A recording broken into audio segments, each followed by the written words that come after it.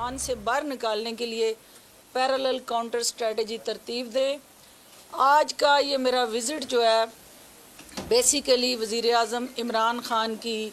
उस विजन की कंटिन्यूटी है, क्योंकि वज़ीर आज़म की ये कमिटमेंट है कि आपने जहां एक तरफ SOPs और कोरोना के साथ जुड़ी जो स्ट्रेटजी है उसको NCOC के साथ मिल के इम्प्लीमेंट करना है, वहाँ सूबाई हुकूमतों ने पैरेलल जो है वो फैसिलिटेशन करनी है कि हमारे वो इंस्टीट्यूशन जो कोरोना की वबा को कंट्रोल करने के लिए डायरेक्टली या इनडायरेक्टली लिंक्ड है और उनका जो एक इफ़ेक्टिव रोल है उसको हुकूमतें मौसर बनाएं। जो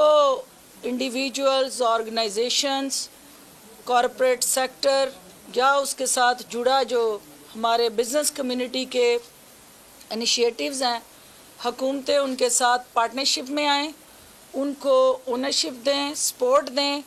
और आज वज़ीर आला पंजाब उस्मान बुज़दार साहब की वो जो सोच है कि सूबे के अंदर हमने पब्लिक प्राइवेट पार्टनरशिप को स्ट्रेंथन करना है, इस सूबे के जो 12 करोड़ अवाम है उनको हर हाल में हेल्थ केयर सेक्टर के अंदर जो चैलेंजेस हैं उसको हमने एड्रेस करना है। तो कोरोना का जो चैलेंज इस वक्त ग्लोबल चैलेंज पूरी दुनिया को दरपेश है, पंजाब में चूँकि पाकिस्तान का ये एक दिल है और इस दिल की जो आर्टरीज़ हैं जो आलमोस्ट पूरे पंजाब के अंदर ये फैली हुई हैं, वहाँ पे जो सबसे ज़्यादा हमें कोरोना को कंट्रोल करने के लिए चैलेंज है वो अपने तिब्बी अमले के साथ जुड़ा वो प्रोटेक्टिव गियर मटीरियल है,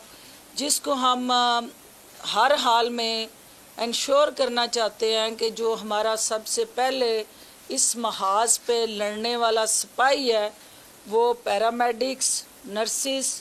डॉक्टर्स और दीगर तिब्बी अमला है। अगर उनको आप कोई ऐसी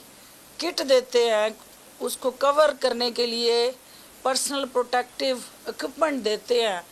और पता चलता है कि जिस वायरस से बचने के लिए उसने वो किट जो है वो वेयर की है वो सर्टिफाइड किट नहीं है, वो उस वायरस का उसके साथ कांटेक्ट जो है उसको नहीं कंट्रोल कर पाती या रोक पाती, तो ये एक आई वॉश है, क्योंकि उसकी जान और उसकी सेहत जो है अगर उस किट के पहनने के बाद भी वायरस से महफूज नहीं रह सकती तो इसका मतलब है कि कहीं ना कहीं हमारी जो है ना टेक्नोलॉजी का कोई गैप है और जो हमारी सप्लाई चेन है उसके अंदर कोई ना कोई फुकदान है।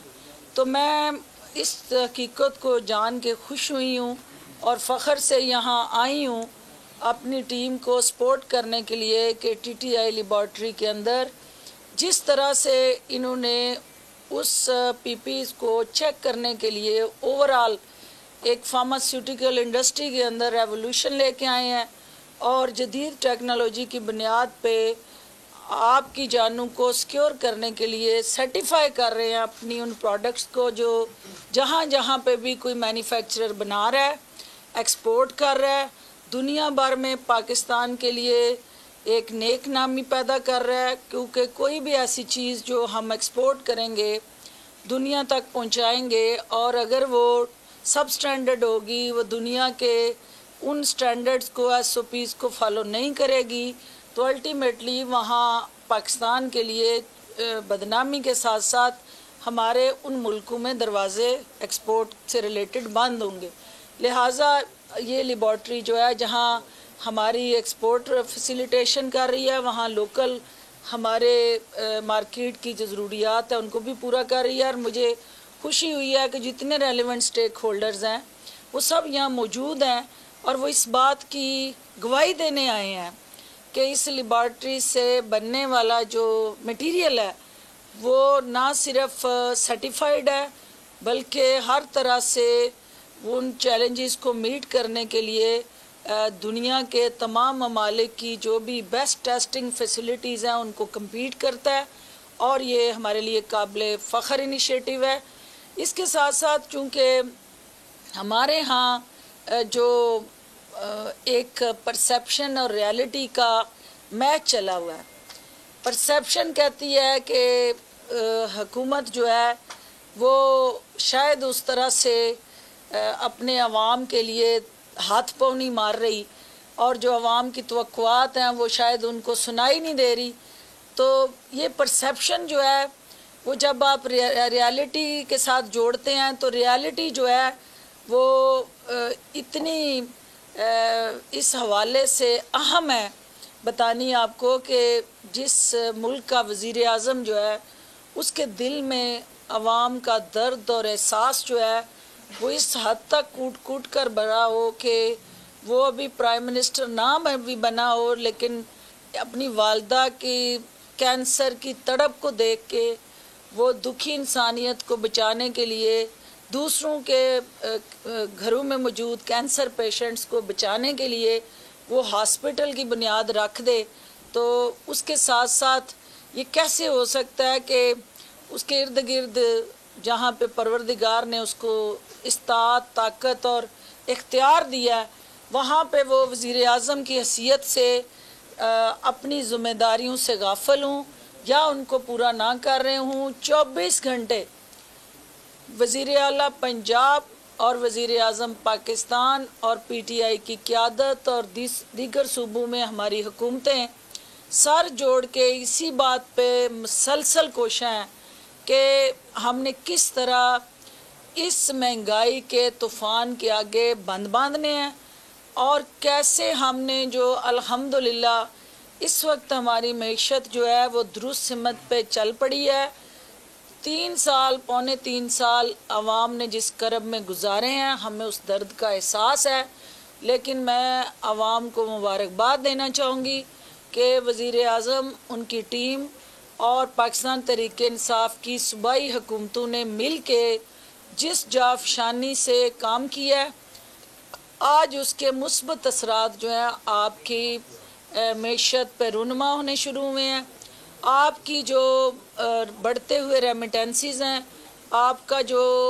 کرنٹ اکاؤنٹ ڈیفیسٹ سرپلس میں پہلی دفعہ گیا ہے، آپ کی جو ایکسپورٹس کی ریکارڈ جو ہے وہ ڈیٹ ہے، اور سب سے زیادہ آج ایگریکلچر سیکٹر کے اندر آپ کی جو ریکارڈ ترقی ہے، آپ کی گندم کی فصل ہو، چاول کی فصل ہو، گنے کی فصل ہو، مکئی کی فصل ہو، ریکارڈ بمپر کراپس ہوئی ہیں. تو یہ سارے آپ کے macro indicators ultimately micro indicators کی شکل میں ٹکل ڈاؤن ایفیکٹ نچلی سطح پہ جائیں گے. وہ ترقی اور خوشحالی جس کا خواب آپ دیکھتے ہیں وہ وزیر اعظم کی قیادت میں آپ اس کو اچیو کریں گے. اور سب سے اہم چیز کہ ایک طرف آپ کا روپے پہ پریشر ہے، اور وہ روپے پہ پریشر جو ہے وہ اس وقت آپ روپے کو تگڑا کر سکتے ہیں جب آپ کی ایکسپورٹس بڑھیں، پاکستان میں ڈالر آئیں، اور ڈالر پاکستان سے باہر جاتے رہے. ماضی میں کیا ہوتا رہا، ہمیں 3 سال کس چیلنج کا سامنا تھا. جس صوبے کے اندر ہم بیٹھے ہوئے ہیں، یہاں لوگوں کی یادداشت چونکہ ایک دم سے محدود ہو جاتی ہے اور وہ بھول جاتے ہیں کہ ماضی میں کیا ہوا. تو ماضی کو بار بار دہرانا اس لیے ضروری ہے کہ جو ماضی کو بھولتے ہیں اور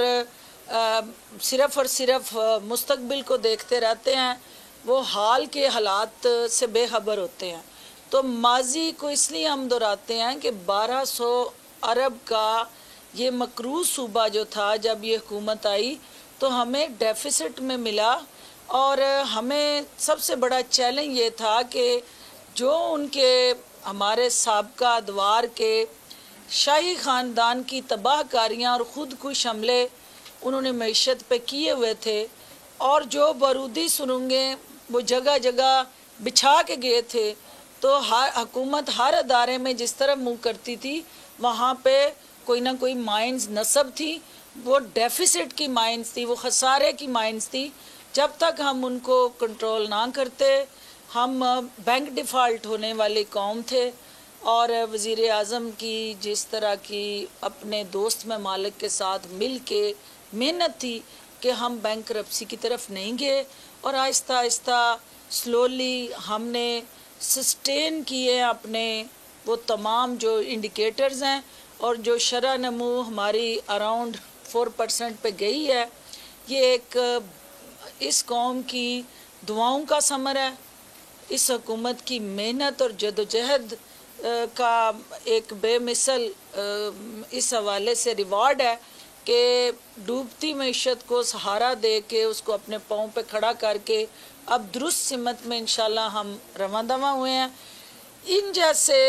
جو افراد ہیں یا لیبارٹریز ہیں یا ایکسپورٹرز ہیں یا مینوفیکچرر ہیں، مجھے یہ جان کے خوشی ہوئی ہے کہ یہاں وومن امپاورمنٹ ہے۔ میں ملائیشیا میں 96 میں فرسٹ ٹائم گئی تھی ایز اے یوتھ ایکٹیوسٹ اور ایز اے ینگ لیڈر، اور وہاں کی یوتھ اسمبلی کی ممبر ہونے کی حیثیت سے ایشین یوتھ کونسل میں میں نے پاکستان کو ریپرزینٹ کیا تھا۔ تو میں نے وہاں کیا دیکھا تھا کہ ملائیشیا جس کے پاس نہ تیل کے کنویں ہیں، نہ ان کے پاس سونے کی کانیں ہیں، لیکن انہوں نے Hong Kong, Taiwan, Singapore, Japan, Bangkok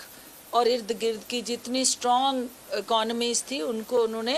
شکست دی، کمپرومائز کیا، اور الٹیمیٹلی ملائیشین رنگٹ جو تھا اس نے ڈومینیٹ کیا، اور آج مسلم ممالک میں ملائیشیا ٹیکنالوجی کی بنیاد پہ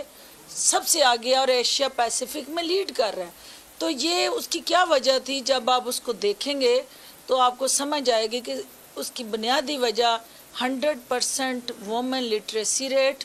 اور 100% وومن امپاورمنٹ، کیونکہ نہ میں مغرب سے پاکستان کو کمپیئر کر سکتی ہوں، نہ امریکہ سے، نہ دنیا کے کسی اور بر اعظم سے۔ ہم ایپل ورسز ایپل جب دیکھتے ہیں تو مسلم culture, social values, religious values کی بنیاد پہ اگر کسی ملک نے تیز رفتار ترقی کی ہے تو وہ ملائیشیا ہے، اور ملائیشیا کے اندر سر ڈھانپے چادر اور چار دیواری کے تقدس کو پامال کیے بغیر وہ بیٹیاں جو ہیں اپنے مردوں کے شانہ بشانہ کام کرتی رہیں، اور آج اس کا ثمر ان کو یہ ملا کہ وہ ایشیا پیسیفک میں لیڈ کر رہا ہے، اور جاپان کے پیرالل ان کی پروڈکٹس اور اس کی ٹیکنالوجی کے ساتھ جڑے انیشیٹو جو ملائیشین یوتھ ہے وہ دنیا کو ایک پیغام دے رہی ہے۔ تو ہمیں اس لیبارٹری میں نے دیکھا آتے ہی میری روح کو سکون ملا ہے کہ یہاں وومن امپاورمنٹ ہے، یہاں خواتین کو پراپرلی جو ان کا ایک کلیدی رول ہے وہ دیا گیا ہے، اور یہ میں بار بار کہتی ہوں کہ وہ دنیا میں وقت گزر چکا ہے۔ معاون خصوصی پنجاب فردوس عاشقاں لاہور میں میڈیا سے